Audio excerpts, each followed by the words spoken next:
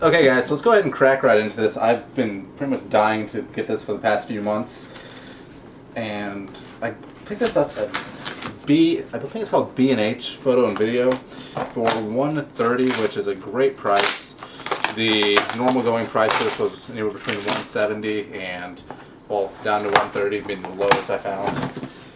So, and I've been dying to test these just because CNET does rate them #1 on their list for computer speakers, and this thing is a beast. So let me go ahead and get this out 1 second.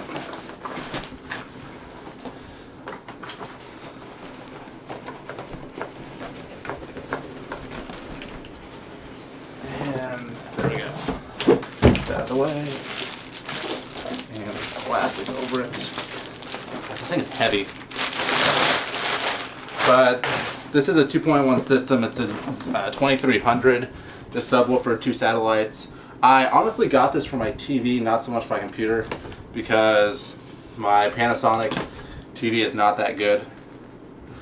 Especially with, well, picture is amazing. Speakers are horrible. So for the past week, I've been using the M-Audios, and since it doesn't have a remote, it was really difficult to adjust the music without getting up and down all throughout the night. But let's go ahead and see what's in here. What's going to be the best way to do this?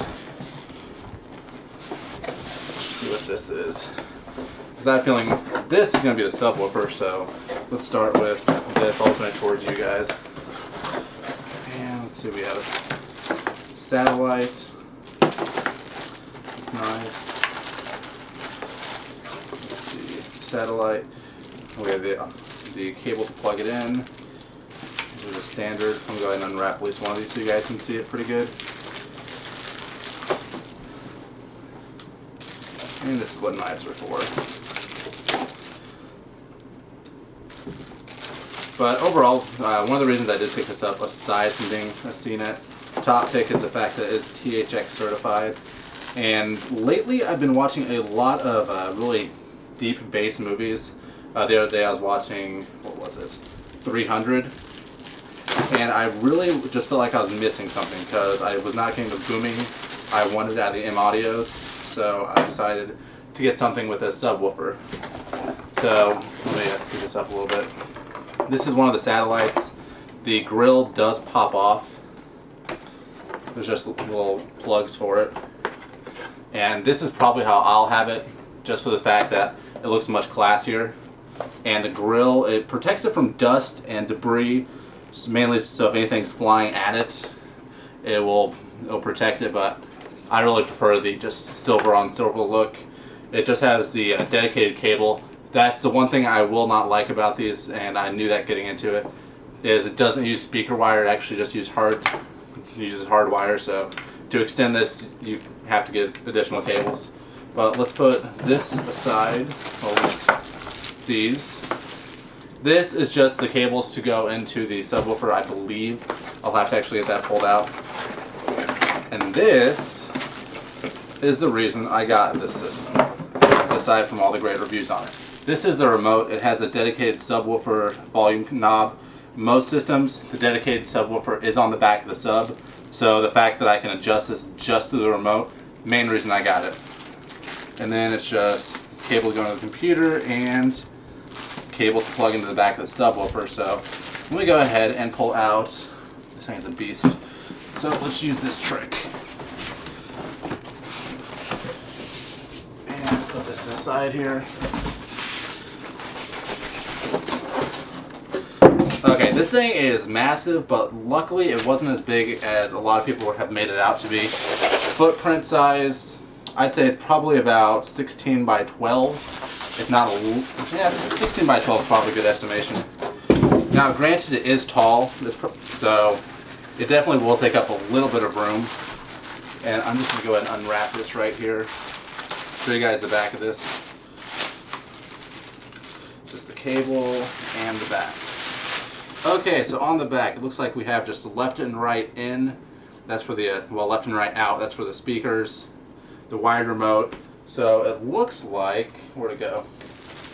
On the wired remote, yeah, it looks like this, the processing's the sound actually goes out of the wired remote. So hopefully this cable will be long enough to reach from my TV over to the edge of my desk. I'll have to see about that. If not, I'll have to find a way to extend it. But guys, this is just a quick unboxing. I'm actually going to do an overview on the system probably in a couple of days. To actually, you know what, I'm going to do the overview on the same thing. So this is the unboxing, and let's just go ahead and jump on up to the overview of this. Okay guys, so I did just get done setting these up. I listened to a little bit of a movie, listened to some music, and first impressions, I'm extremely impressed with these. The bass really sets them above the M audios just for the movie watching and the music. Now if you are looking for actual quality, extremely crisp sound, the M audios will be better, but for the 360, the TV, the movie watching that I'll be doing, these things are phenomenal. I will do a full review later on, but so far my first impressions on these are really positive. I only have one, maybe two negative things to say about it. First of all, I wish the satellites had longer cables. Actually, I wish all of it had longer cables. The remote, I've got it sitting over here on the left side of my monitor, and it barely reaches that with the subwoofer below me down here. Each cable is probably right around 5 or 6 feet in length, more than likely 5, just for the fact that it does take the entire cable length to the subwoofer down there to the remote over there.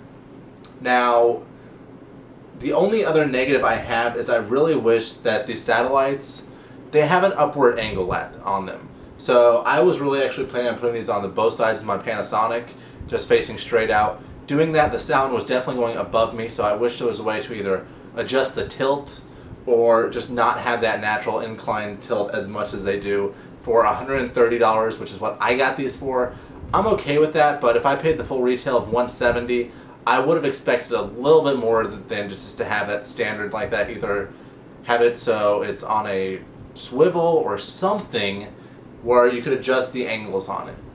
But like I was saying guys, so far I'm really impressed. I will throw up a few screenshots now. Here's the satellites with and without the cover. Currently I am using it with, just because it does look a little classier. I found it just makes them sound a little better for some reason. It takes the harshness out of it. Here's a picture of the remote. The best bass volume I found, there is a notch right at the top that I'm pretty much going to call nominal.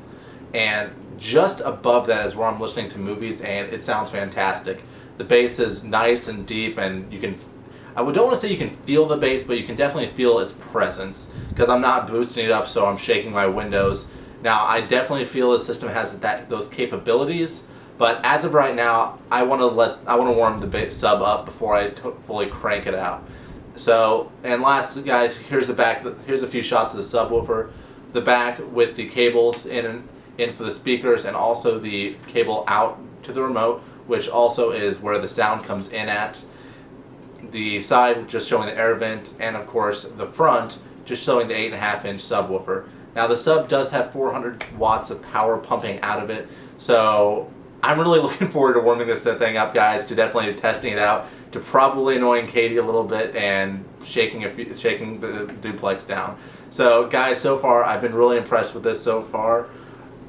And I will get back to you on how I feel about this in a couple weeks. I will be doing a review between these and the M Audios. I'm currently talking with Harman International reps to try to get the Sound 6.2, just for the fact that if I can get all three of those, that's CNET's 1, 2, and 3 list, and I would love to do a comparison on those. But so far guys, stick around. I will be doing updates on these. So far, really impressed. Definitely worth the $130. And that's going to be it guys, so I'll see you later.